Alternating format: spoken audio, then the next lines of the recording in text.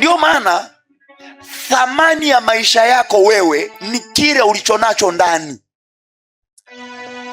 na ndio maana kwa sababu hii sio lazima uolewe, sio lazima uoe ikiwa kile kilichopo ndani hakilazimishi kuwa na mke. Mke wa nini? Acha tamaa. Kwa mfano, kuna mmoja niambia, man of God, you know this men they don't respect our vision. Kaambi, unataka mwanaume aheshimu maono yako mwanamke, kaa usiolewe,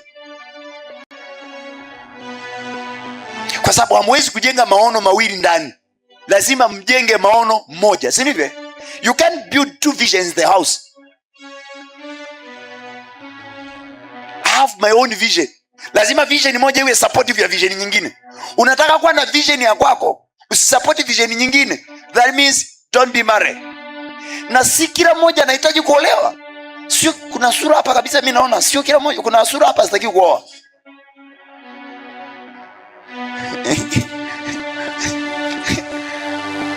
Kuna sura hapa sitaki kuolewa, ila hamnipi ushirikiano.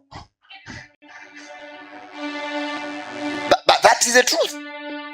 Wengi kuuliza kwa nini unaoa, anakuambia umri wako umefika, mambo ya kuzaa watoto, hali ya